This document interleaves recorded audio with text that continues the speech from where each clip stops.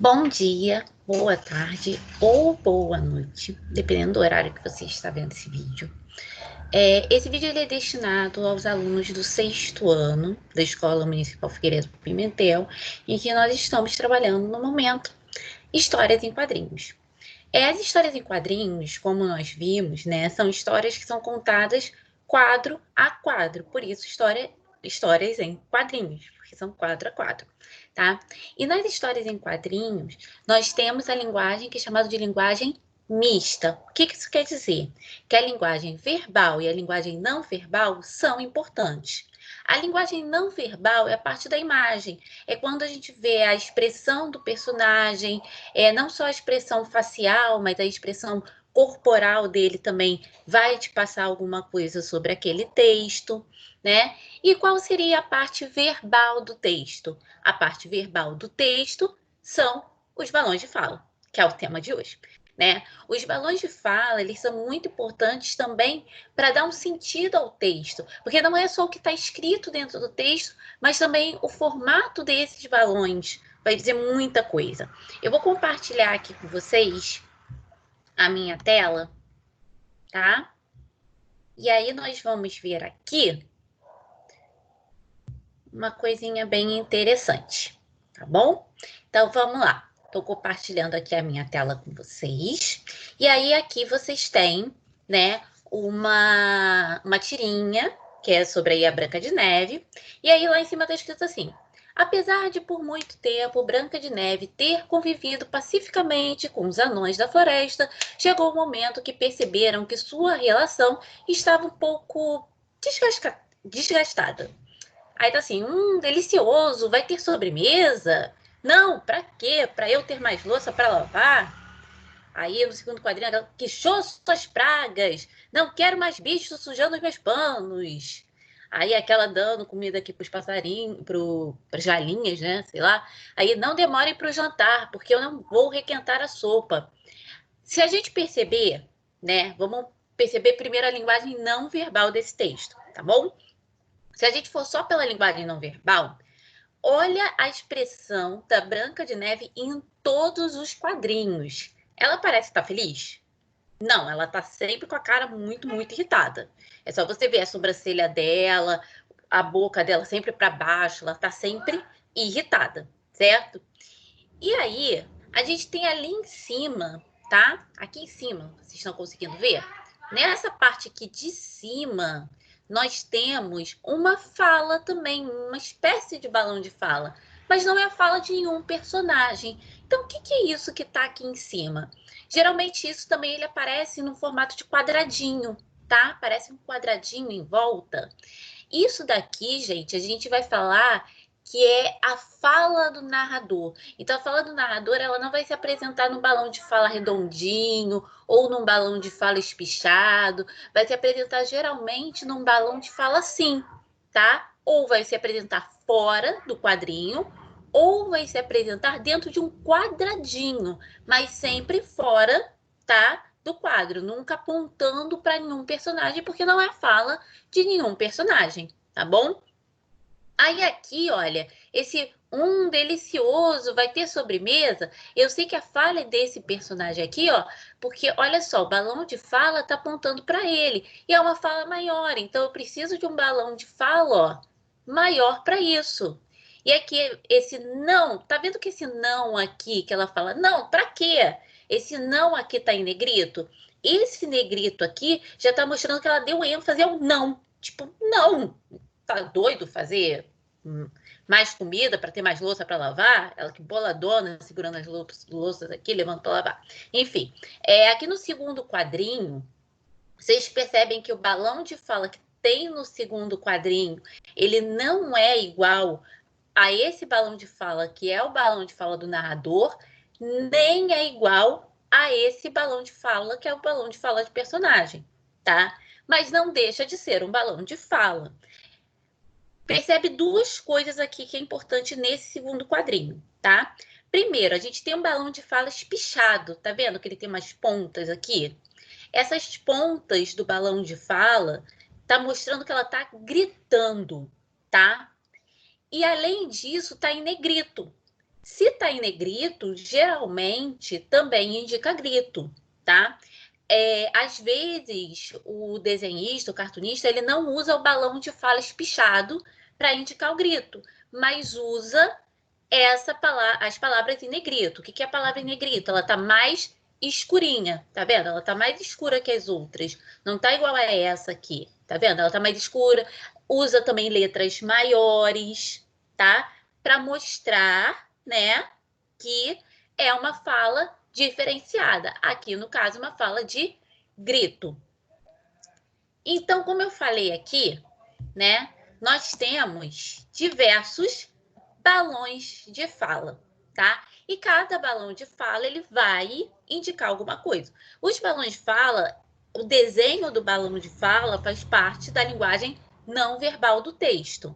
O que está escrito dentro do balão de fala faz parte da parte verbal do texto, porque são palavras, tá?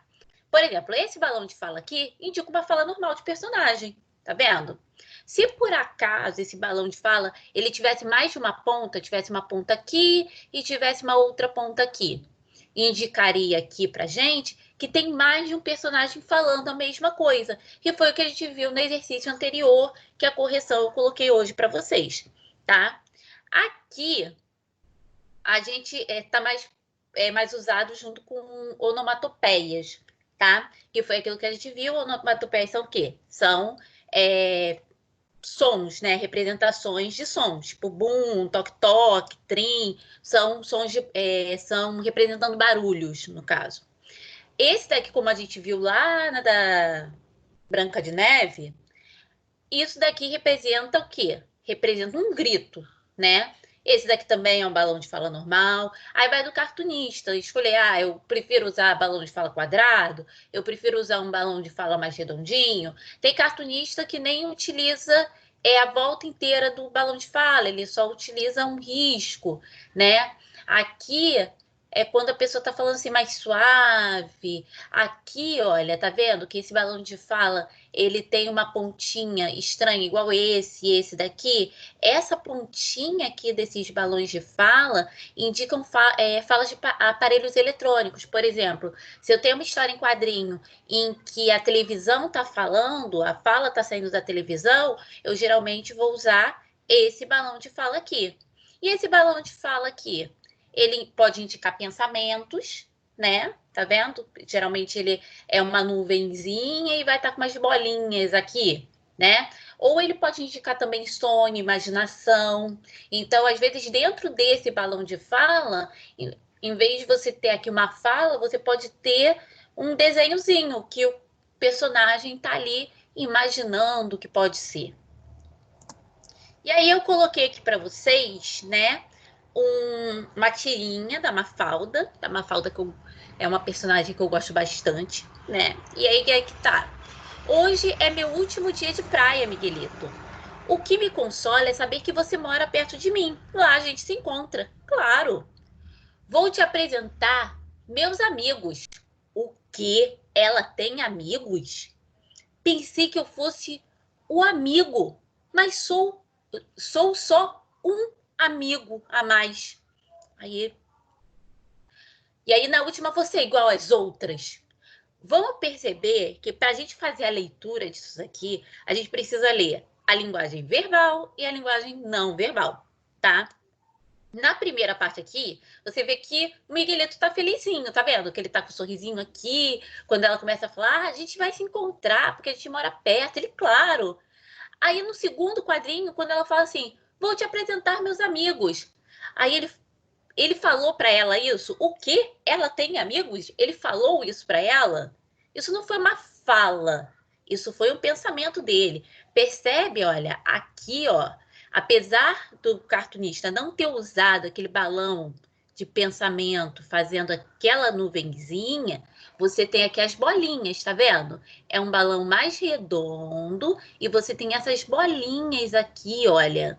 Então, indica um pensamento dele. E esse pensamento deixa ele triste, tipo, eu pensei que eu era o amigo, tipo, o amigo mais especial. Esse o aqui é um artigo definido, né? O amigo, diferente de todos os outros.